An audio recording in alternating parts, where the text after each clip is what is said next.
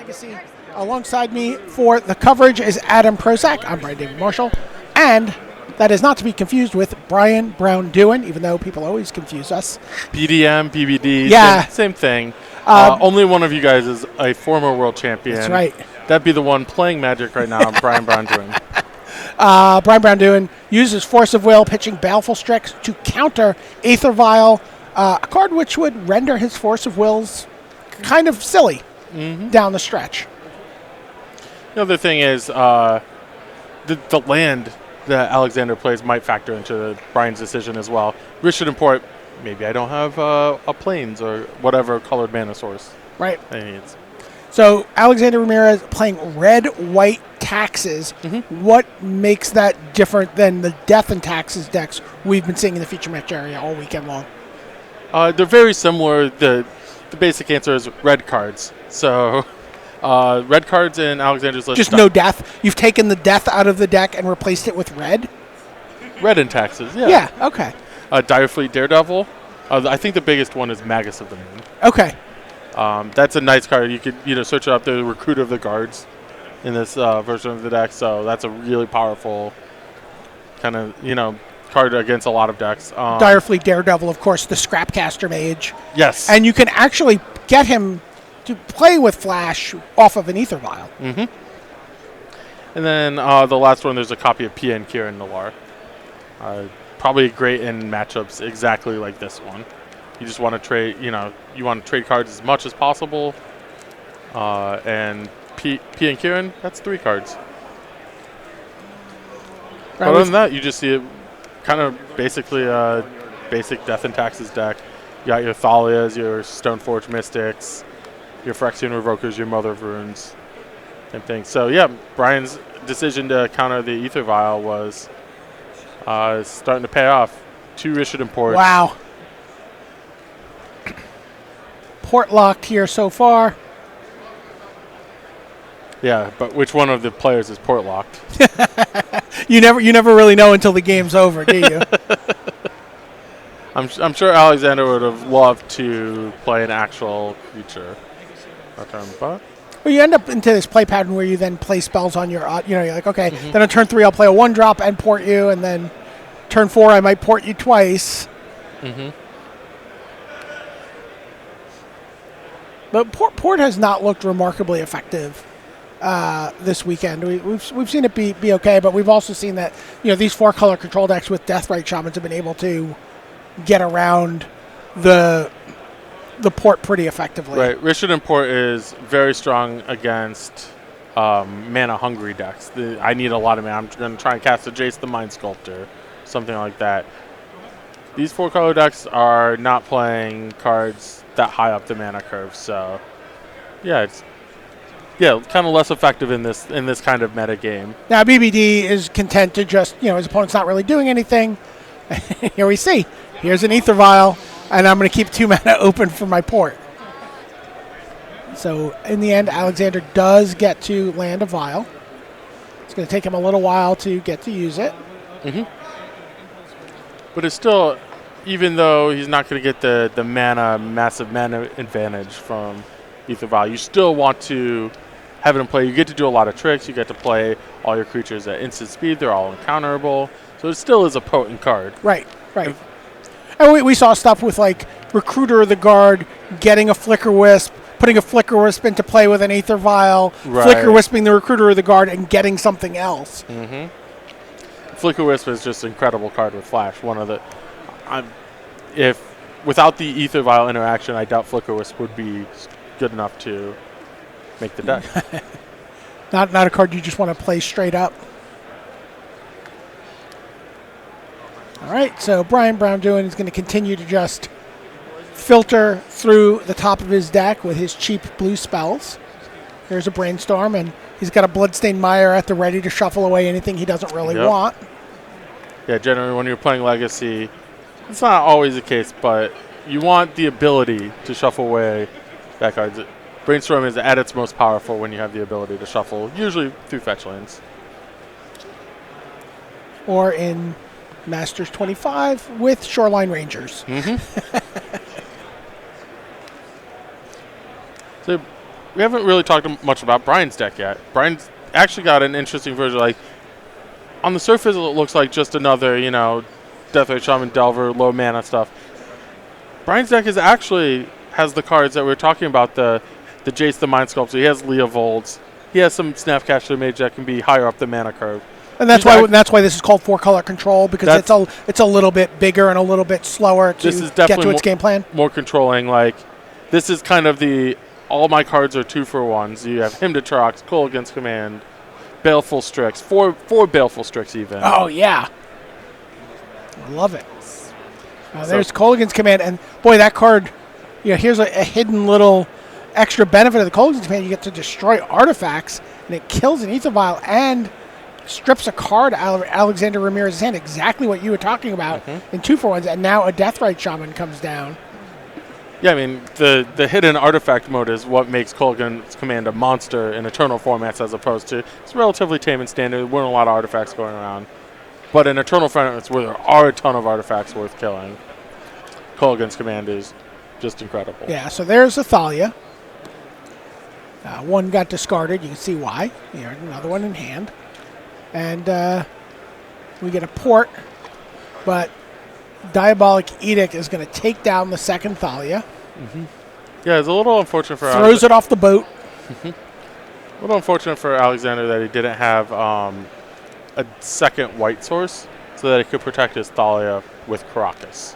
That's actually really, really important interaction, either through Karakas or Mother of Runes. You just get to protect your guys a lot, and that's a lot of what makes Brian's removal less efficient. And here we see Him to Torak just decimating the 3-card hand from Alexander Ramirez. He's going to have to discard 2 of these. They just rolled to see which one he got to keep. A more efficient method. Gamers have to game. It's important to be efficient. Yeah. Well, we have actually seen multiple rounds go to time. Yeah. just cut the corners where you can. All right, here is Dire Fleet Daredevil, and I think we may see him to. Wow. We're going to see Kolaghan's Command. So that's option. Options are get back my best creature and you discard a card, or wow, and what irony! He gets to take the Snapcaster Mage out of Braun-Duin's hand. That is just Snapcaster Mage advantage. Yeah. Scrapcaster Mage defeats Snapcaster Mage in this scenario. Oh no, Him to Turok off the top. Sorry, Magus of the Moon. It was a good run. But Dire Fleet Daredevil has first strike, so it can rumble in here against the Deathrite Shaman, which might otherwise be tempted to trade for it. Right. The damage is they're at parity until this Mirren Crusader. Yeah, Mirren Crusader is a big game here. So we look at Brian's deck. Looks like a Diabolic Edict. Lightning Bolt, obviously, always a fine removal spell. So there's 1 Edict, and it's in Brian's graveyard, and 2 Lightning Bolt. The end. Wow. I guess Jace the Mind Sculptor could do a little bit of work. Also, Snapcaster Mage at this point would represent the Diabolic Edict. Right, but then he has to get rid of the Dire Fleet Daredevil first, so it's not a clean answer. Yeah, Mirren Crusader, probably one of the best cards Alexander could have drawn. Yeah, at a pretty quick clock, 4 damage a turn thanks to Double Strike.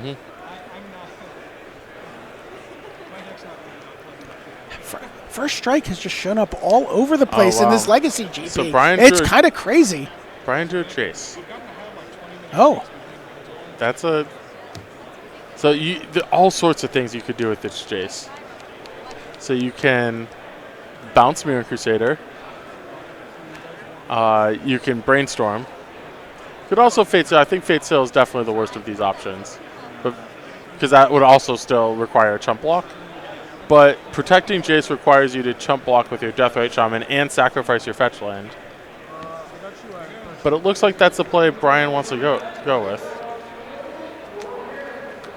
I think that's the best way. If you can keep a Jace, even if for a very small amount of time, just a huge win. Well, again, every swing from that Mirren Crusader is 4 life, so. And we actually saw this exact interaction very early yesterday, where Jace just spent 3 turns bouncing a Mirren Crusader. He's like, I have no other outs in my deck.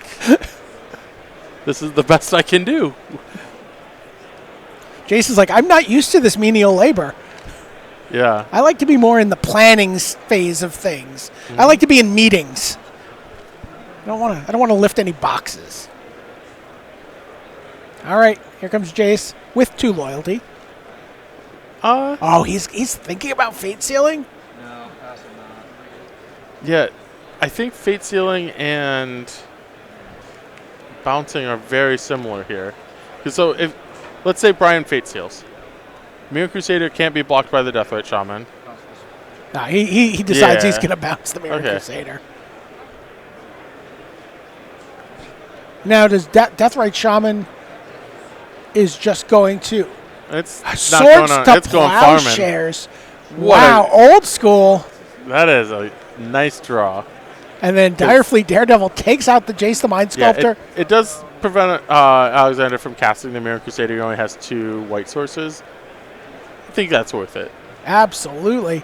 And here we see Alexander still just choosing, now that he's seen a 4-mana spell like Jace, he's going to make sure that he's porting. Brian has some opportunity to draw a discard spell. Just Snapcaster Mage, which is pretty nice. But he doesn't really have the mana to Snapcaster and force a discard now. So, yeah, Snapcaster Mage isn't going to prevent the Mirror Crusader from coming down. But I still think it's a very strong card and worth keeping. So it looks like he kept that and got rid of the other card. In comes the Daredevil. And now Mirror Crusader. Can BBD find an answer here?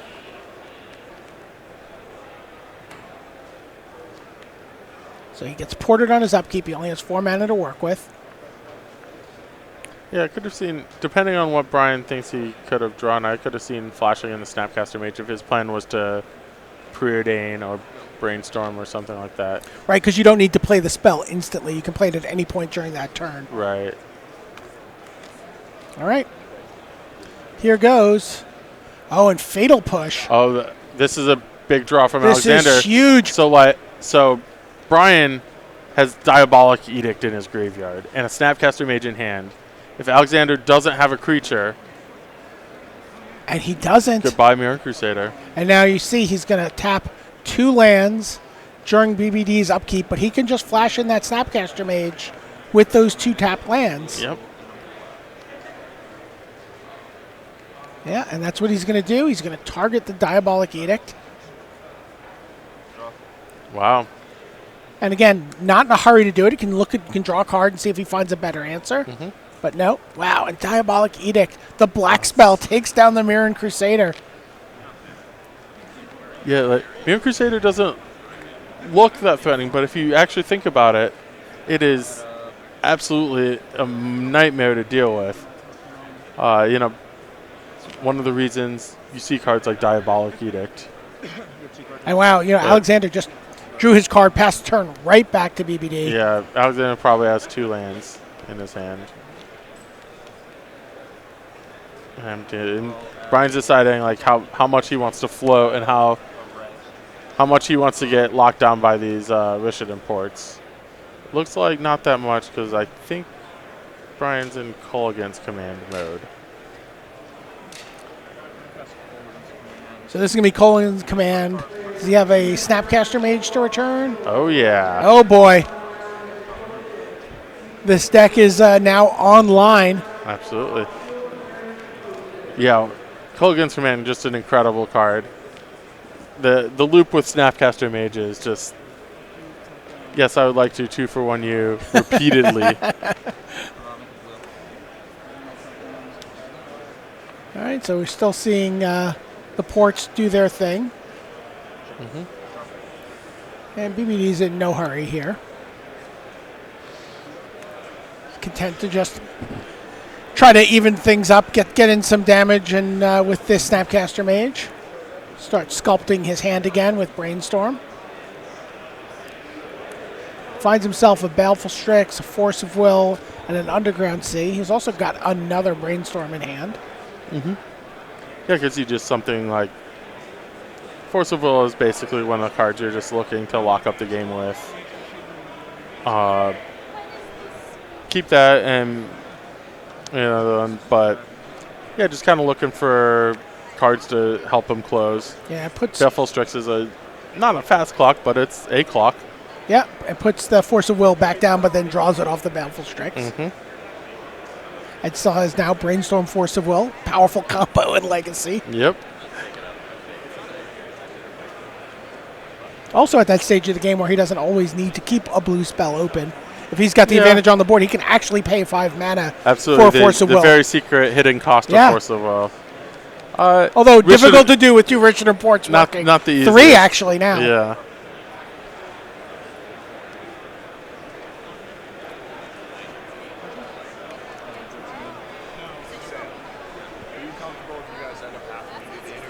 All right, Alexander's fallen to 13.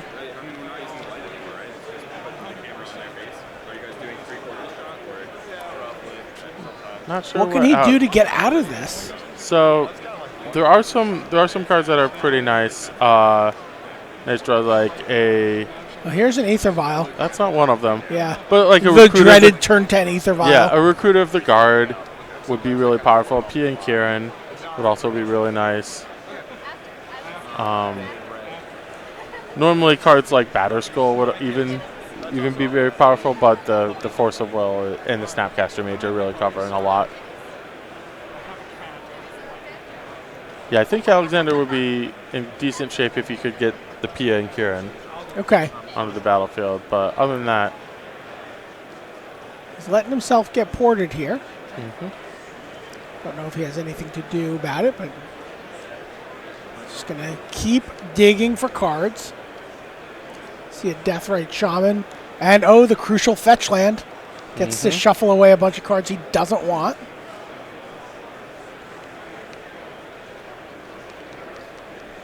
Although at this point, Jace is almost the check mark. Alexander has a very small number of cards. If you get Fate Sealed every turn, incredibly unlikely that you draw 2 of them in a row. Deathrite Shaman, pretty big draw here from as well. Gives him more operating mana to be able to deploy a big threat like Jace with all those Rishadan ports. Locking him down. I would imagine it's more of a clock. Alexander's only a 10. Deathrite actually makes it a 2-turn clock. Oh, yeah. So, although he might use it to play Jace instead. I think that's also a reasonable option. All right, well, Alexander is doing his best to accelerate the clock, too. Cracks a Flooded Strand here. Helping a fellow Magic player out. It's like, I'm about to, I need to deal some damage. Okay, I'll deal some damage for you. What could he have? Probably Pia and Kieran is just the most logical thing. So Direfleet, Daredevil, and Maggots of the Moon would be cast off the... All right, he's got a Phyrexian Revoker. Start there. He's going to, I assume, name Deathrite Shaman. That's it. Turns the Deathrite Shaman into just a regular old squire. They can block a Phyrexian Revoker, though. They can trade.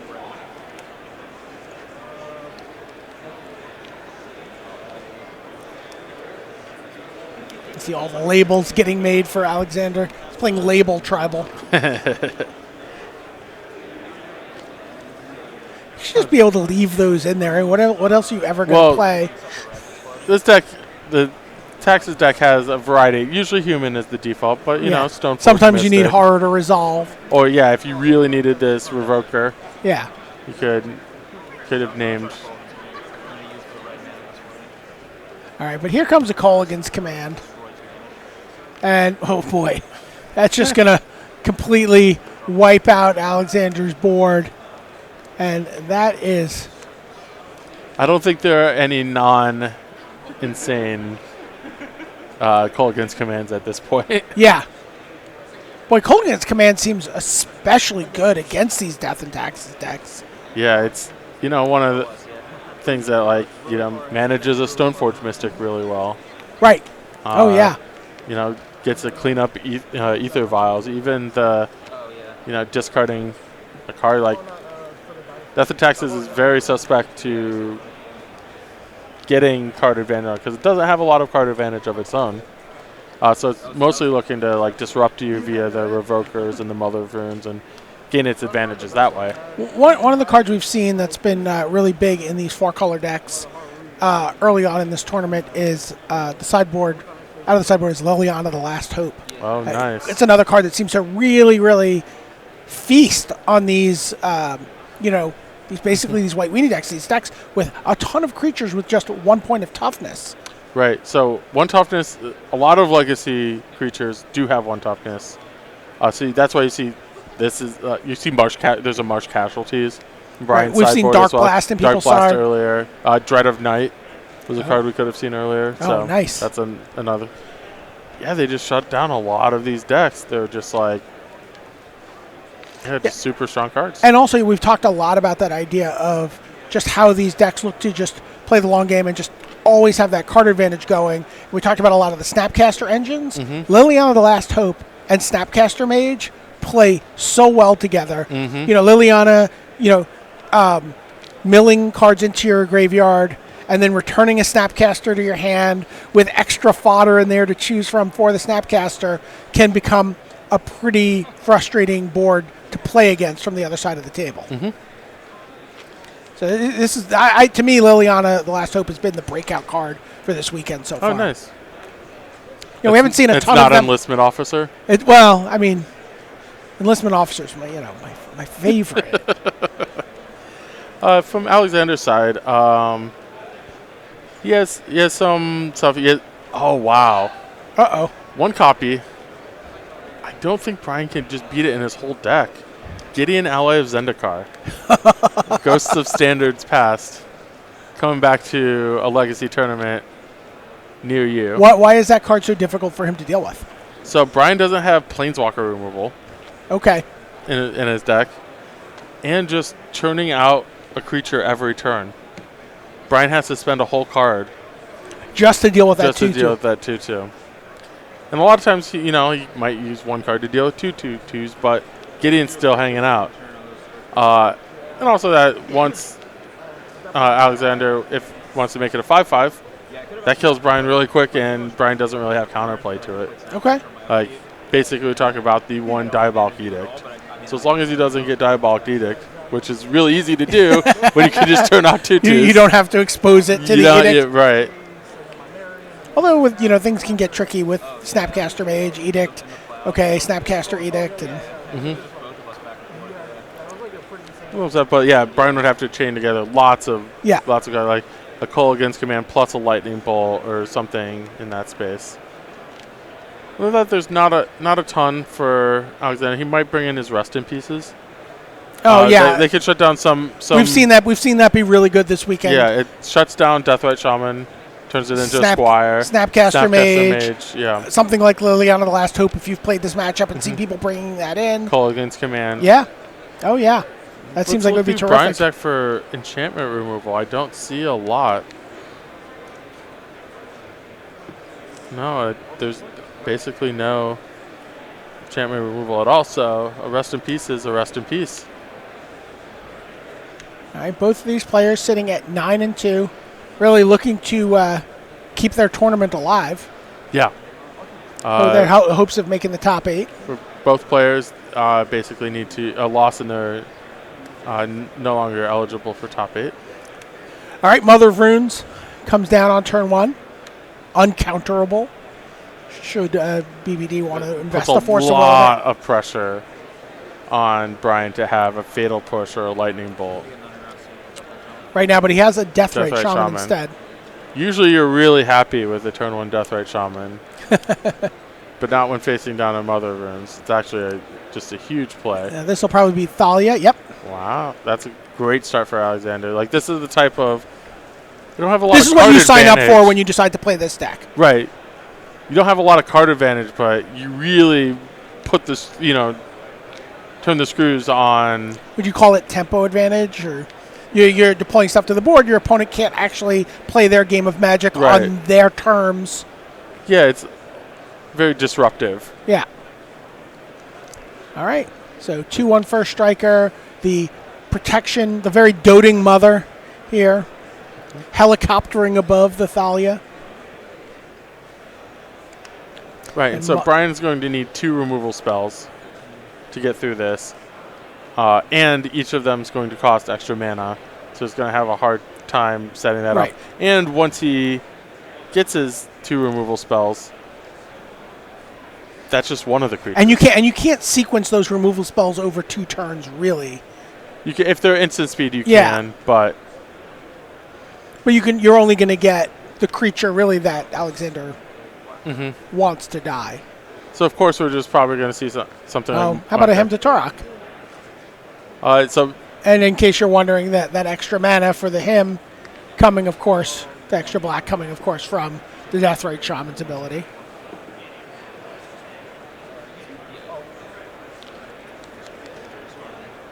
So, Aether's One Canonist. Interesting. Usually an anti-storm card, but makes an appearance here. All right, here comes Thalia. Gets it for 2. Mother could attack, but chooses not to for a good reason. And there's a second Mother of Runes, making things even more difficult for BBD to navigate here. Yeah, Brian really, really wants his 1 copy of Marsh Casualties. Oh, wow. Which you're almost certain he has brought in, right? Yeah, if you wouldn't bring it in a matchup like this, I don't know what it's doing in the sideboard. I have full confidence that BBD has a Marsh Casualty somewhere hanging out. Now would be a good time to cast it. Wow.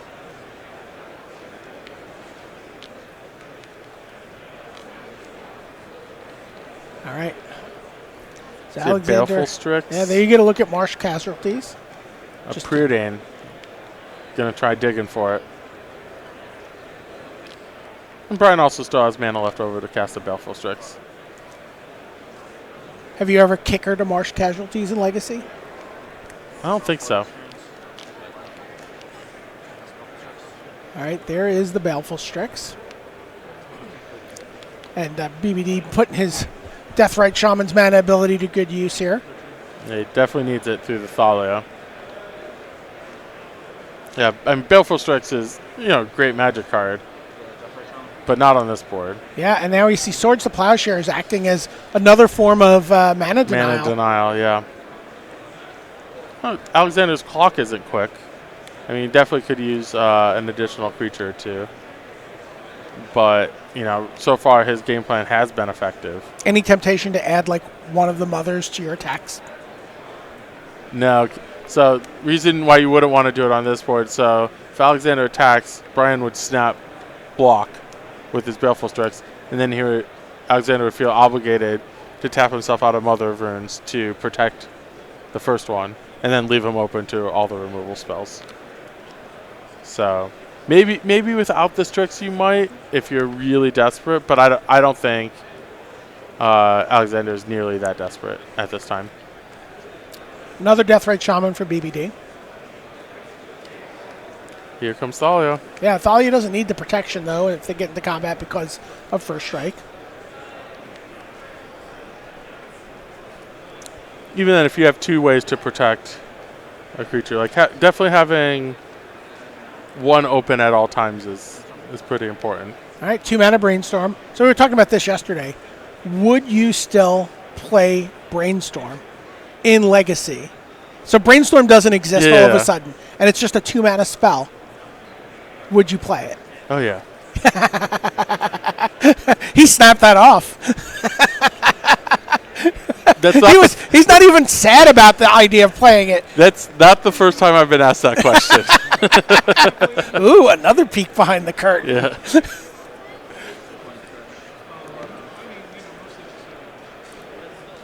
Yeah, just the act of drawing 3 cards, right?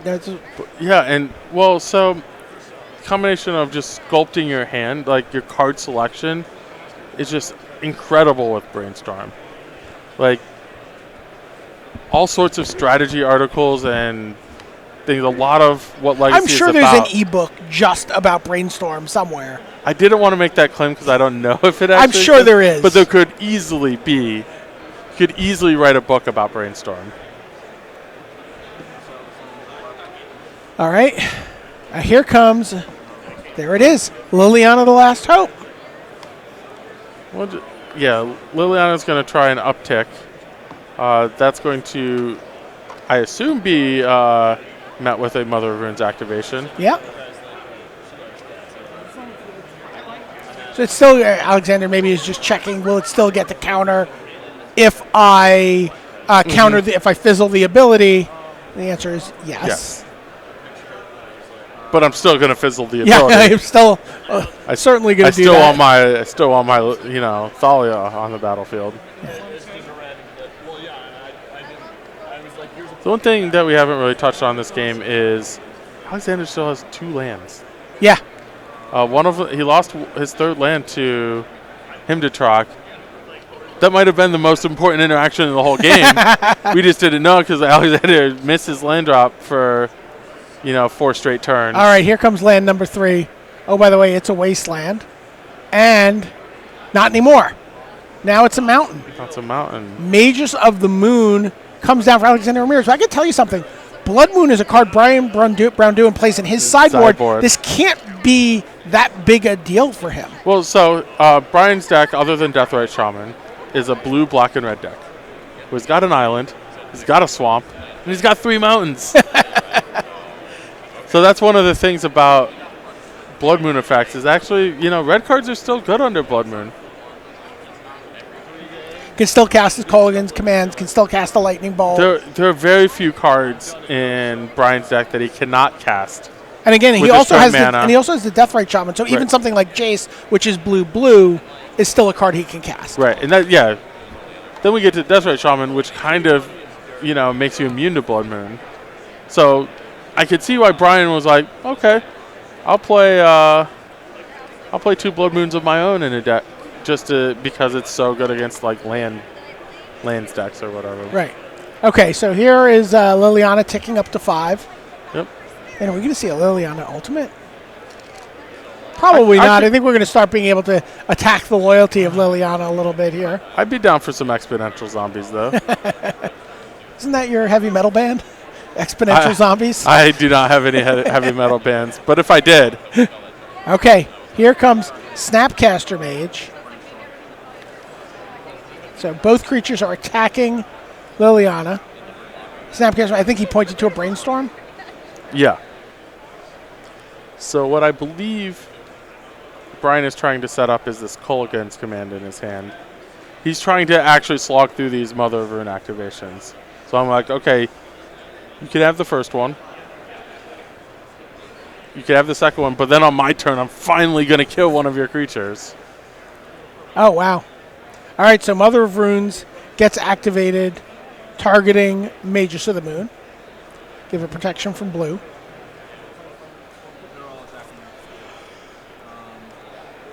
So how do you do this now?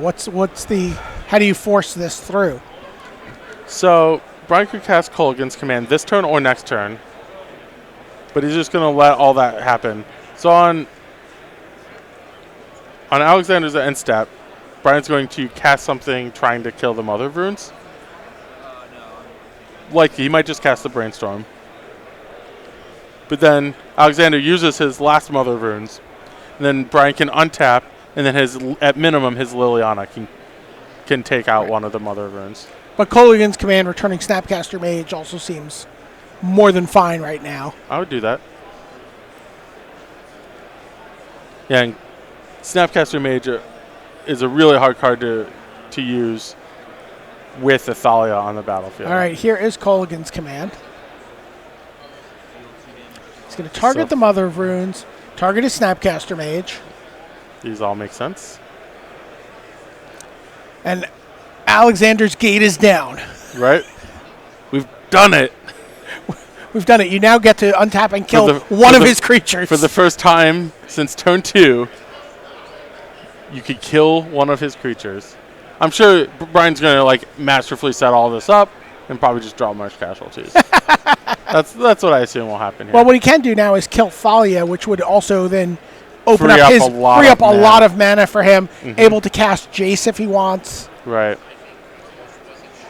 I would imagine the Mother of Runes are the primary target, simply because you could go, if your Liliana survives, your can clean up Thalia at a later time. Okay, so we see that he is using Kolaghan's command here.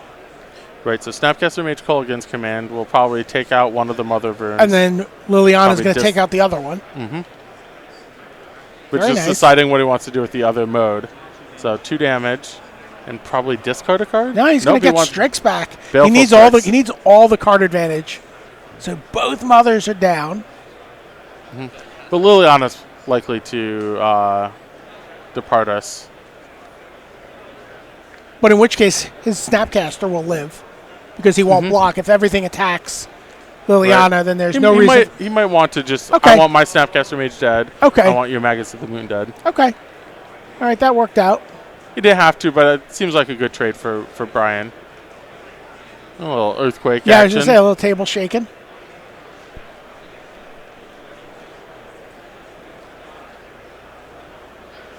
All right, there. Oh, Recruiter of the Guard. Now a little bit of card advantage from this Taxes deck.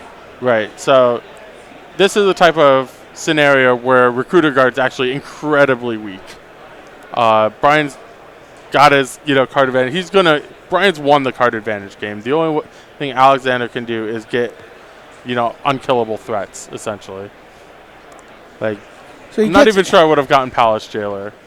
I mean, he may just want some recurring Want card to be the advantage. but again, I don't think he can compete on that axis. Sure. Brian's got that. Oh, the Strix is certainly going to put an end to the monarchy. Yeah, Yeah, has flying, can get over. Although I guess maybe I'll then Jailer the Strix, which but yeah, I mean, assuming he even finds a fourth land here. right, I would. In Alexander's position, I would have gone for something like P and Kiranlar or even Mirren Crusader. Something that is just going to be very challenging for Brian to handle. But again, Thalia is just chipping away. Absolutely. Now, It costs 2. Brainstorm costs 2. Oops. Oh my gosh. Tap any land but that one, Brian. So yeah, caught it in time. So then Fatal Push. It was Fatal Push. I thought it was Marsh Casualties for a second, but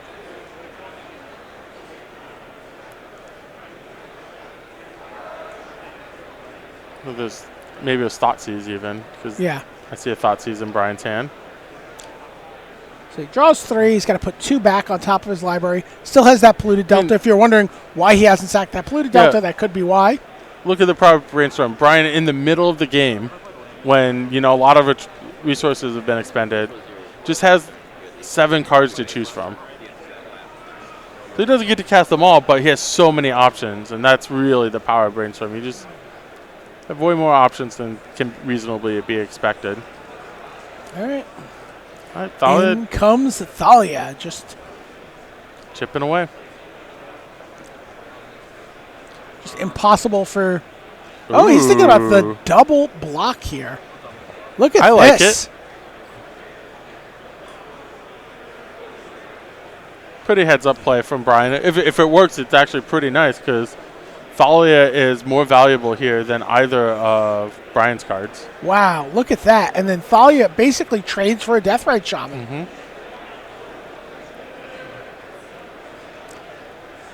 Oh, here's the Direfleet Daredevil, but what can he get? Brainstorm. Yeah, it's going to be a brainstorm. Maybe find that fourth land that he's looking for. Predane's also an excellent choice because Alexander can't shuffle. Okay. So if you can't shuffle your library, Predane offers a pretty good selection. So Fatal Push is going to take down The Magus. the Magus, yeah. I would like my lands back. Now he can crack his fetch lands if he. Oh, right. They were mountains that whole They time. were, they were That's whole right. mountains. They look like other cards, but. And Brian, like, that's the thing. Brian was playing so effortlessly under Blood Moon that you didn't even realize it was there the whole time. Yeah, it just was not a factor at all. Yep. The Thalia was much more imposing on Brian's ability to play his game. Mm-hmm. All right, so after the Jace activation, he's going to now sacrifice the polluted Delta. Durr.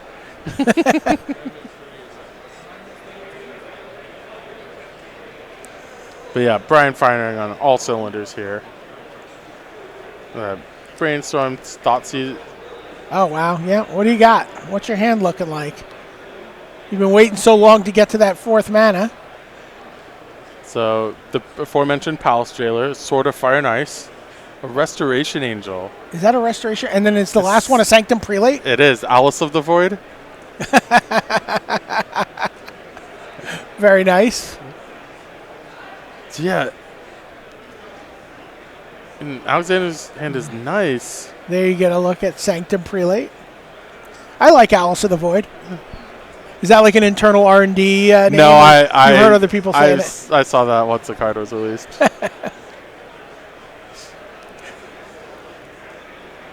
All right, so Thoughtseize, Brian what- BBD needs to what's it choose take? which card to pick. This is a challenging one for Brian. Like, so I think I would choose Sword of Fire and Ice if Brian doesn't have a clean artifact removal spell, and then if he does, Palace Jailer is good because of the Monarch thing. I think that's one of the ways Brian could actually lose, is basically getting Monarch. All right, here we go. Sword of Fire and Ice protection from blue and red. That essentially leaves Fatal Push. I guess Kolaghan's Command is an answer because it just kills the sword. Yep. Jace So, down to yeah, 1. I mean, Alexander's had to spend so much time attacking Brian's Planeswalkers that, it's so hard to, manage. You're like, I'm trying to just do 20 here, and I've got to take 3 turns off to attack Planeswalkers. I think knowing when to just ignore your Planeswalker and get that damage in is also really interesting. Right, but Alexander needed to attack those Oh, Planeswalkers. absolutely, Like, absolutely. he would be unbelievably dead if that Liliana, the Last Hope, was still on the battlefield. All right, here comes Sanctum Prelate. Looks like he's picking the number 3.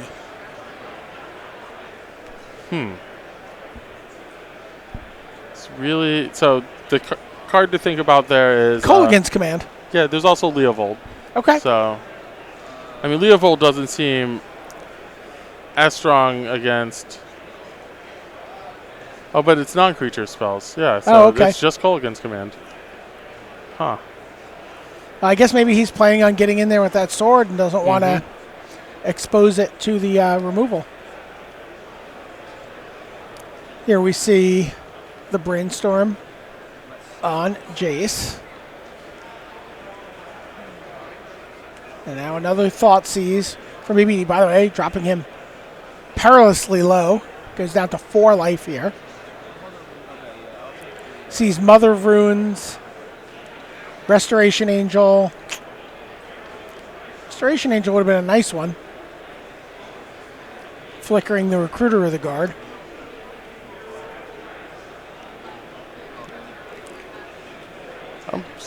Him to Turok.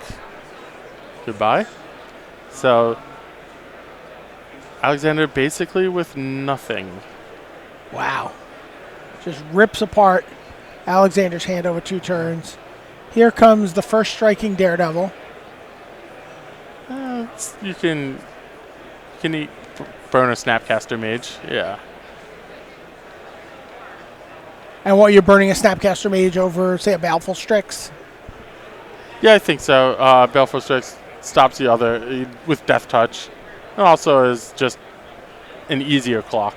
And Fear of Monarch. You might want to fly over if need be. All right, Wasteland comes down, takes out was down, takes out a Bayou.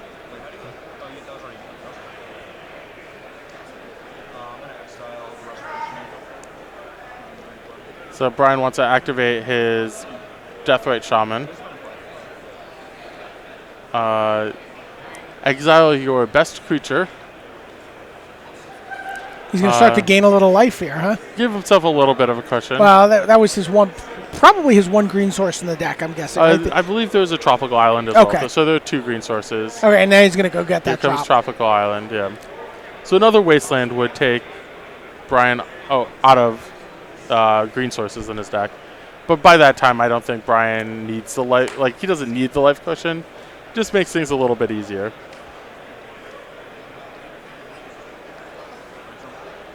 All right, just continues to push his Jace. Yeah, use the best mode of Jace.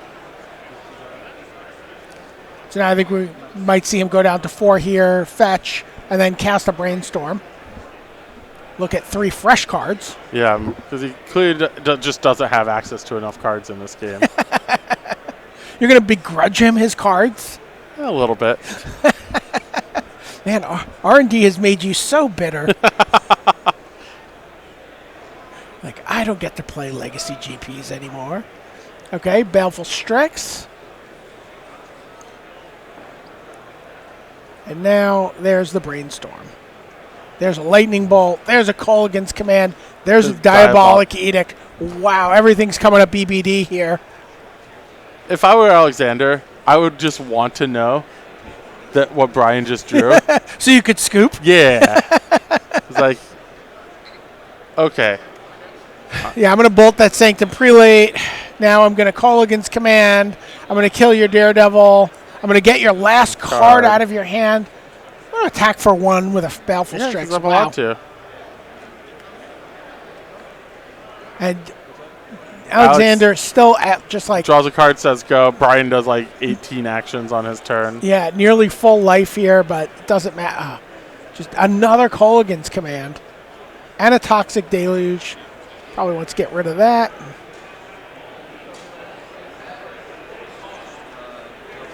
Colligan Command. Kill your Recruiter. Discard your card. Oh, it was the Gideon. Oh, no. I think so. It was definitely not a land, right? Yeah. It was an action card. Here's a Thalia, but it's a little late here. And now you see BBD just not taking any chances. He's like, I'm just going to get my life total a little higher. Going to edict you now. And we're really just seeing the power of Jace. Mm-hmm. He's just got everything he needs here. Yeah, another thing about this control deck is he doesn't actually have to dedicate cards to soul win conditions, so to speak. He gains enough, just draws enough cards. There's enough incidental damage in the deck that he can just Deathrite Shaman deals you 2, Baleful Strix deals you 1. Worst case scenario, I can ultimate a Jace. Right. So he's not really giving up anything to actually close these games out. We might have to, sit here for a couple extra turns while he plays with his Well, food. he Strixes him to death. Yeah. All right, there's the Pluto Delta. And here comes... Oh, now we're Fate Sealing. Yeah, you can keep that on top. Yep, it's a land. It's a fetch land, though, which does give him... He gets to draw a real magic card. Yeah, not the magic card of BBD's choice, necessarily, but I don't think it matters. And, of course, BBD then gets to play a little extra magic here because he can leave a good card on top. Right, and at least take the extra victory of making you shuffle away a good card. Well, and if I'm Brian here, he's got a 2-turn clock. You almost leave any card that doesn't totally turn around the game. Yeah. Instead, he just decides to Brainstorm. He's like, I'd rather just draw 3. Yeah. I'm going to see if I can deck myself. Looks like he's got 15 cards left. He's basically seen every card in his deck at this point. Yeah, a couple times. Except the Marsh Casualties. He's probably seen that. It's just no longer effective. Oh, look at this. Preordains, pushes both. There's a Ham to Turok. Another Yes. Belville Strix. Yes, he's got the full set of Strixes. Can he maneuver his attack step so he could just deal Xaxes with Strixes? Well, Yes, he can. Yes. He can minus him to 4 and then get in for 4 with the Strix. But Alexander denies him the perfect victory. Man. Braun-Duin goes to 10-2. Yeah, that was a clinic. Yeah. Well, I mean, we've watched him do this at the highest levels. We saw him do this in the World Championship, that incredible, hour-long game against Marcio Carvalho. I mean, he's also got a lot of legacy chops. Yes, and he's won a Legacy Grand Prix.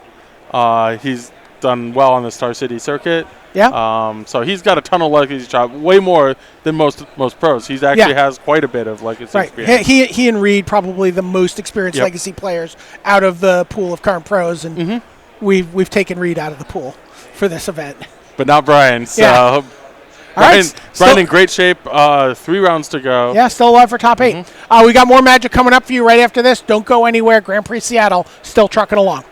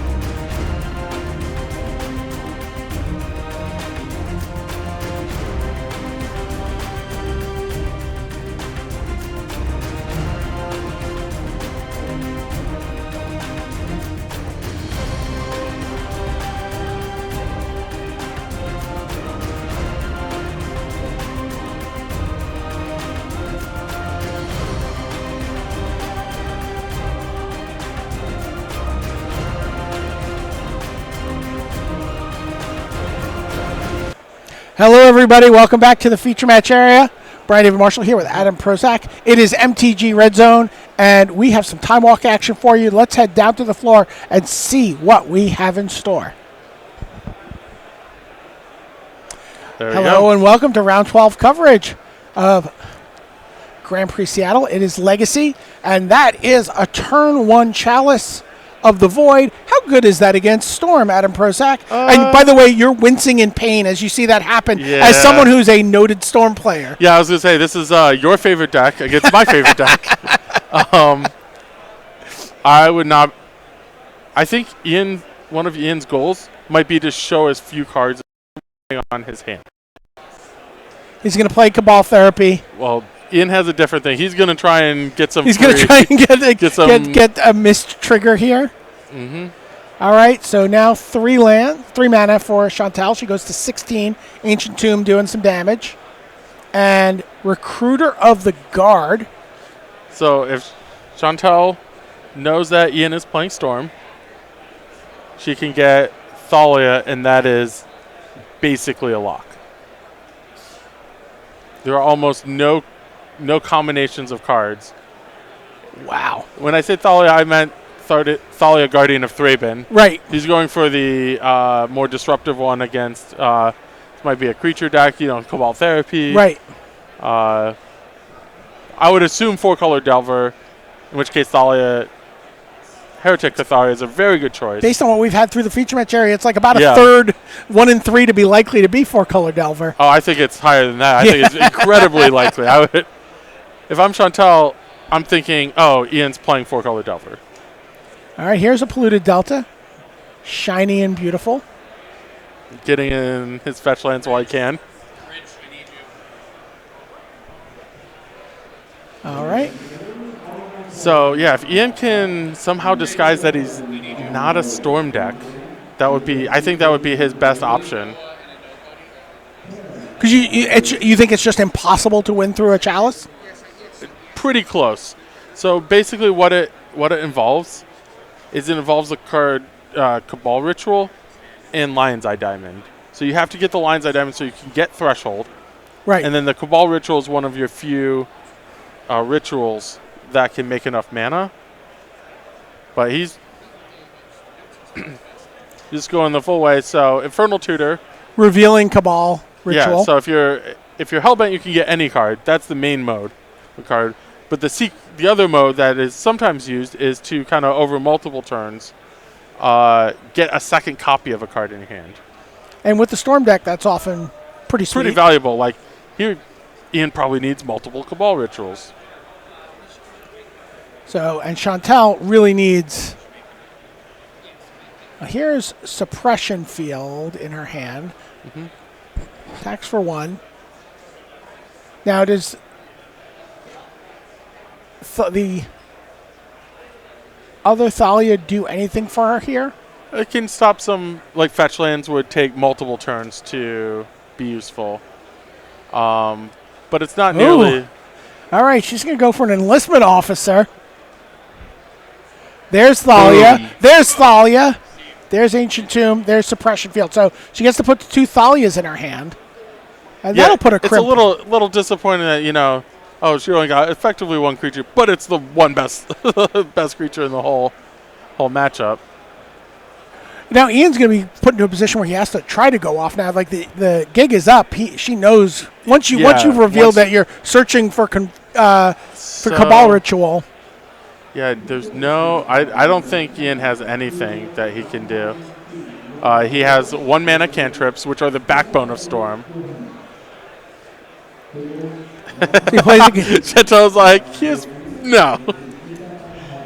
So, Gataxian Probe gets countered by Chalice of the Void. He's going to try. He's going to go for it. I think he's going to be a lot short. So, another Gataxian Probe. So, even though these are getting countered by the Chalice of the Void, right. They are still counting towards his Storm count. He's going to play Preordain. Wow. All right. So he'd almost be there if he had 1 more card. So there's Cabal Ritual. So this is 3 black mana because he doesn't have Threshold yet. Okay. But this one gives him threshold. Oh, he did do it. Holy Smokes. wow.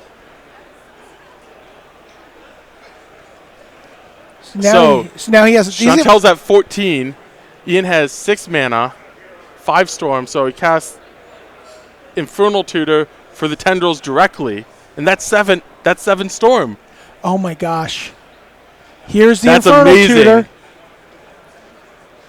and really, this is a story of not knowing what she was up against. The other Thalia would have ended this game effectively. Wow.